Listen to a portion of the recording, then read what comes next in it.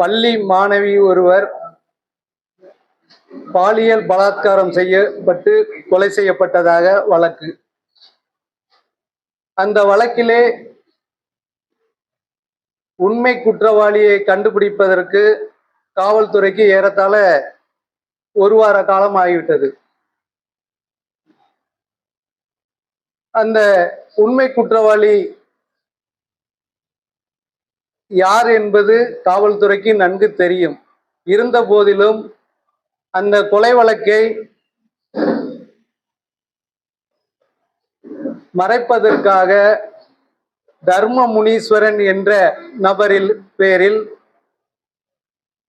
குற்றச்சாட்டு சாட்டப்பட்டு மிக விரைவாக அந்த வழக்கு நடத்தி முடிக்கப்பட்டது.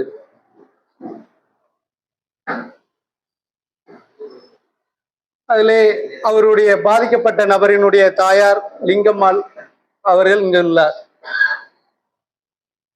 யாருக்காக இந்த கொலை வழக்கு உண்மை குற்றவாளிகளை காப்பாற்றினார்கள்?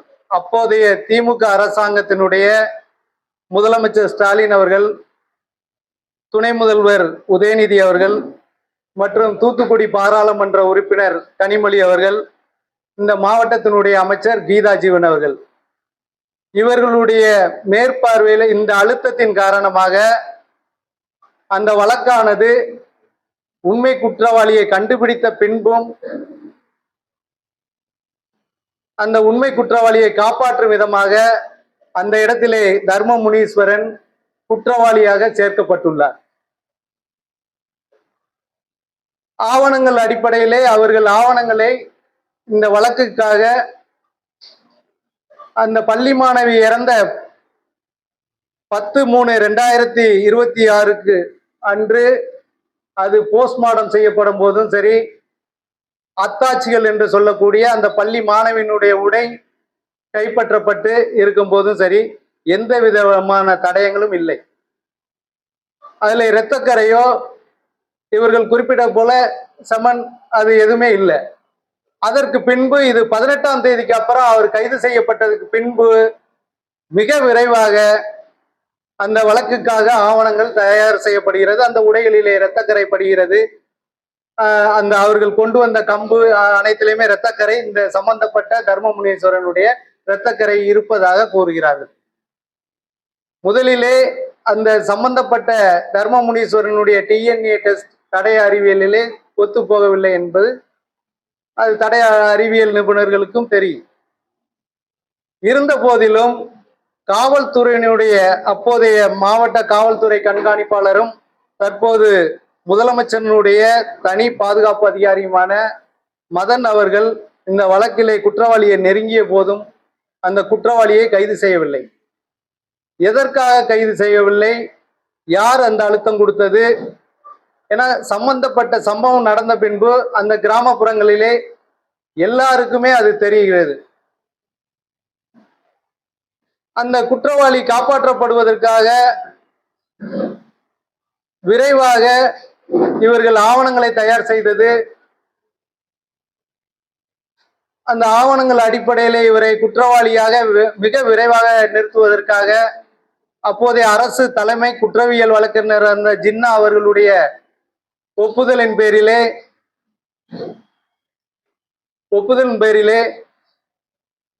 சிறப்பு அரசு வழக்கறிஞராக இங்கு தூத்துக்குடி கூடுதல் மாவட்ட நீதிமன்றத்தில் அரசு வழக்கறிஞர் நியமிக்கப்பட்டுள்ளார். எனவே இதையெல்லாம் பார்க்கும் பொழுது இந்த குற்ற வழக்கிலே பொறுத்தளவு தர்ம முனீஸ்வரன் ஒரு நிரபராதி. அவருக்கும் இந்த வழக்குக்கும் சம்பந்தம் இல்லை. அவ்வாறு இருக்கும்போது காவல்துறை ஏன் வேகமாக முடிவெடுத்தது? திருநெல்வேலியினுடைய காவல்துறை துணைத் தலைவர் திரு சரவணன் அவர்கள் இந்த வழக்குக்காக மெனக்கெட்டுள்ளார். அதனால காவல்துறை இந்த டிரான்ஸ்பரன்சியா இது இவன் அக்யூஸ்ட் இல்லைன்னு தெரிஞ்சும் அந்த வழக்கு யாருக்காக, இது இந்த மாவட்டத்தினுடைய திராவிட முன்னேற்ற கழகத்தினுடைய முக்கிய பிரமுகருடைய குடும்பத்திலே ஒருவர் இதில் சம்பந்தப்பட்டிருப்பதாக தற்போது தகவல் கிடைக்கப்பட்டுள்ளது. அவரை காப்பாற்றுவதற்காக அப்போதைய முதல்வர் ஸ்டாலின், உதயநிதி, கனிமொழி இவர்கள் அழுத்தம் கொடுத்ததாகவும் அதன் பேரிலே இந்த குற்றவாளியை இந்த வழக்கிலே சேர்க்கப்பட்டுள்ளதாகவும், எனவே இது காவல்துறை ஒரு ஃபேர் இன்வெஸ்டிகேஷன் நடத்தி இருக்க வேண்டும். இப்போ முதல்வர் அவர்களுடைய பாதுகாப்பு அதிகாரியா இருக்கிற சரவணன் அவர் முதல்வர் அருகிலே இருப்பது அது தமிழ்நாடு காவல்துறை கண்ணியத்திற்கு ஒரு இழுக்காகும்.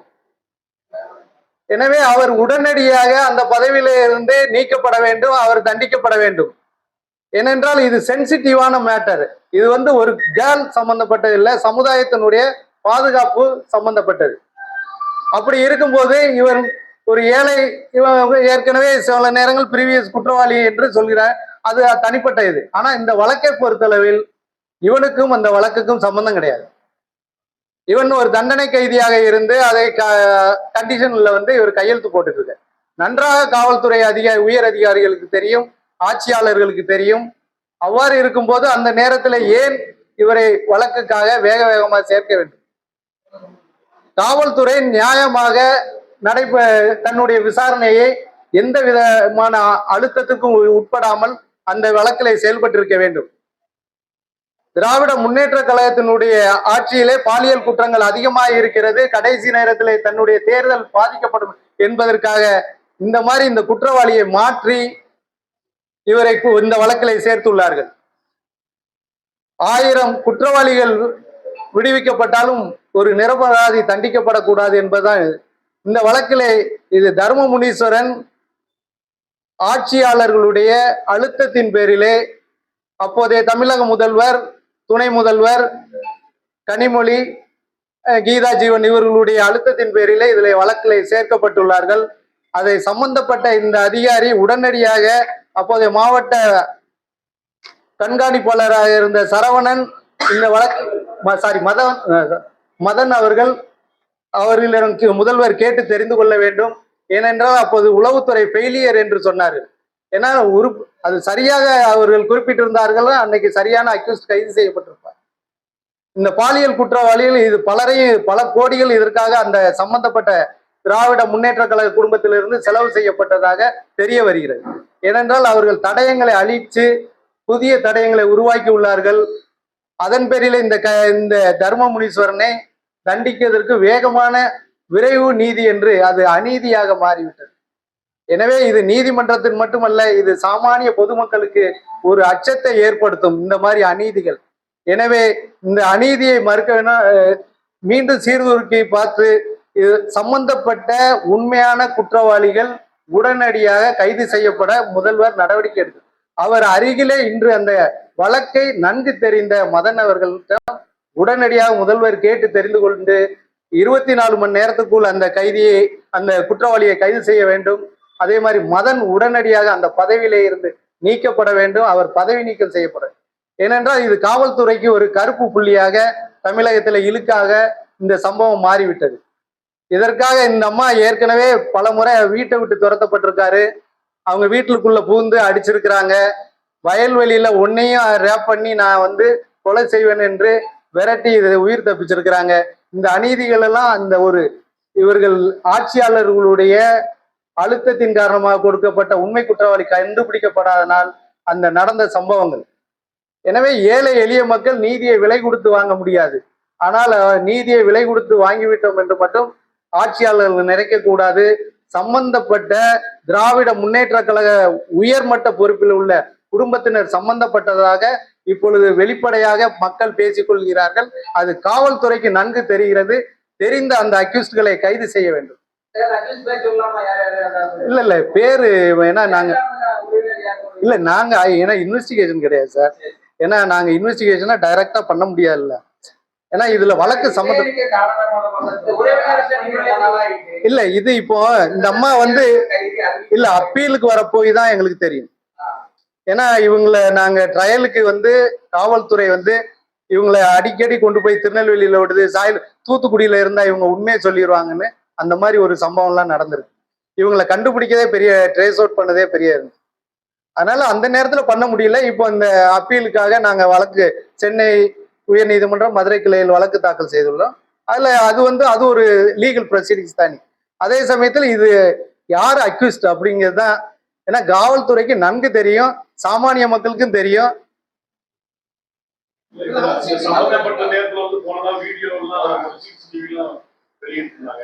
இல்ல இந்த தடயங்கள் எல்லாம் வந்து ஒரு வாகனம் இருக்கு சார், அந்த வாகனத்தை கொண்டு போய் இவங்களே நிறுத்துறாங்க. அது லிங்க், அந்த லிங்க்னு சொல்லுவோம் கிரிமினல் கேஸ்ல, அந்த லிங்கை உருவாக்குறாங்க. இப்போ என்னன்னா அவன் 3:30க்கு வேடநத்தத்தை விட்டு அவன் போயிட்டான். வேடநத்தத்தை அவன் ஃப்ரெண்டை பார்க்க போயிடுறான். போனதுக்கு அப்புறம் அவன் நேரா இங்க எங்க டோல்கேட் வந்துட்டு வீட்டுக்கு வந்துடுறான். அதுக்கப்புறம் இவங்க என்ன பண்ணாங்க, டோல்கேட் ரிப்பீட் கொளத்தூர் போறாங்க. கொளத்தூர்ல இருந்து யாரா திருப்பி இங்க குறுக்கு சாலையில வந்து டீ சாப்பிடறதுக்கு அந்த ஐயங்கார் பேக்கரி, இது எல்லாமே வீடியோ ஃபுட்டேஜ், எல்லாமே தடய அறிவியல் எல்லாருடைய ஒத்துழைப்பு. அதுல டாக்டர்ஸ் வந்து அதுல வந்து தடயத்துல இது ரேப் இல்லை அப்படின்னு இருக்கிறாங்க. அதுல பாலியல் பலாத்காரங்கள் நடைபெறல அப்படின்ற மாதிரி அது உள்ள டெப்தா போகும்போது, ஏன்னா இது எல்லாமே 18ஆம் தேதிக்கு அப்புறம் தான் இது அந்த டாக்குமெண்ட் எல்லாமே மால் பிராக்டிஸ் பண்ணப்படுகிறது, திருத்தப்படுகிறது. அதே சமயத்துல அந்த தடய அறிவியலுமே அது லிங்கேஜ்ல இல்லாதது. ஏன்னா இந்த ஊர்ல ஆக்சுவலா அந்த அக்கரன்ஸ் பிளேஸ் வந்து ஊருக்கும் இதுக்கும் ஒரு 25 மீட்டரு. அதுக்கப்புறம் பின்னாடி கோயில் இருக்கு, பக்கத்துல இருந்தா வீடு இருக்குது. நைட்டு தேடின பாடியை வந்து காலையில, இப்போ நைட்டு கிடைக்கல, காலையில கிடைக்குது. ஏன்னா அந்த வேலி உள்ளேயே அது போகணும்னா ஒண்ணு சட்டை எல்லாமே கிழிஞ்சிடும்.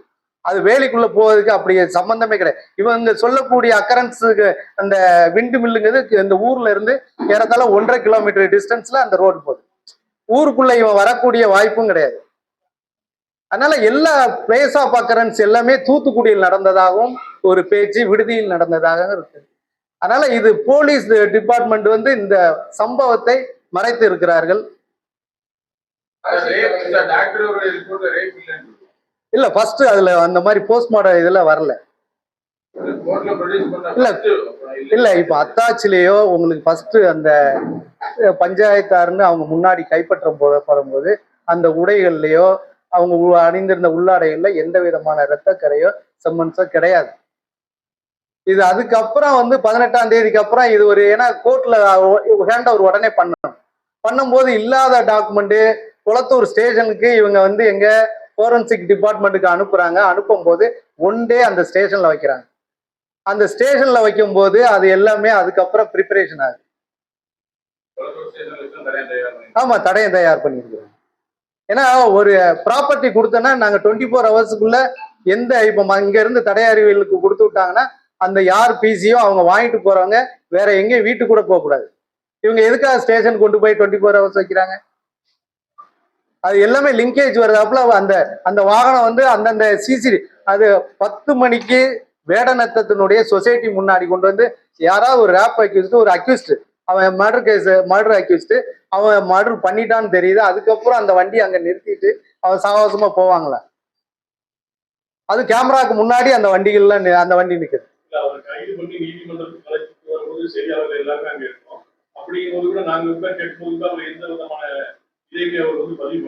இல்ல ஏற்கனவே இப்போ வல்லநாட்டு இது ரைபிள் இதுல ரேஞ்சில் வச்சு, ஷூட்டிங் ரேஞ்சில் வச்சு த்ரெட்டன் பண்ணப்பட்டிருக்காரு. அது இவருடைய மனைவி, தாய், அதுக்கப்புறம் பிள்ளைங்க மேல கஞ்சா கேஸ் போட்டுருவேன், இல்லைன்னா விபச்சார கேஸ் போட்டுருவேன் அப்படின்ட்டு மிரட்டப்பட்டிருக்காரு. இல்ல இல்ல அது இல்ல அந்த கேஸ் வேற. இப்போ நான் அந்த கேஸ்ல நாங்க ஜாயிண்டா ஆஜரானோம், அதனாலதான் நான் இதை சொல்றேன். இப்போ அதுல உள்ள அதே இது நாங்க இது போரன்சிக் டிபார்ட்மெண்ட்ல டிஎன்ஏ எல்லாம் மேட்ச் ஆகுதுன்னு சொல்ல முடியுங்களா? இல்ல நான் தவறுன்னு நான் இப்போ அதுக்குள்ள நான் இன்வெஸ்டிகேஷன் பண்ணல. இதுல பர்சனலா எங்களுடைய அட்வொகேட் டீம் வந்து இன்வெஸ்டிகேட் பண்ணிச்சு.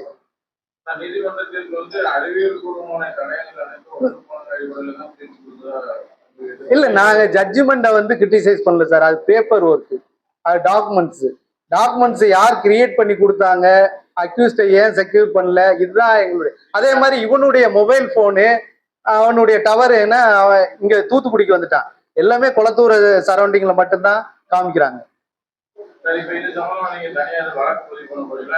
இல்ல இல்ல இது இப்போ எங்களுக்கு வந்திருக்குது. இதுக்கப்புறம் வந்து நாங்க அடுத்தடுத்த கமிஷன்ஸுக்கு மித்த வேற நீதிமன்றத்திலயுமே இப்போ அப்பீல் வேற பெண்டிங் இருக்குது.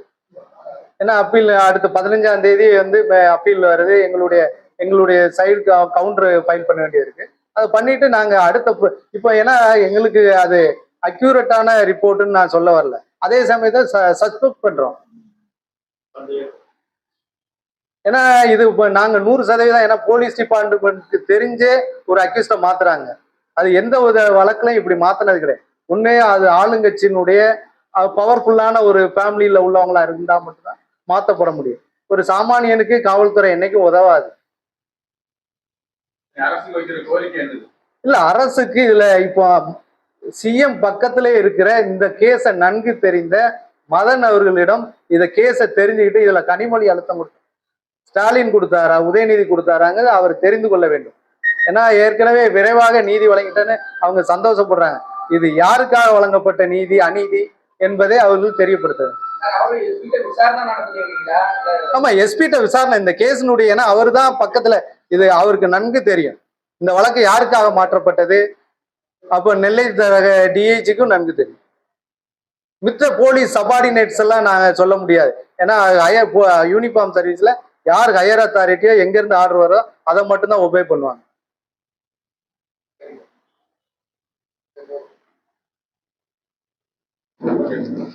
தேங்க்யூ.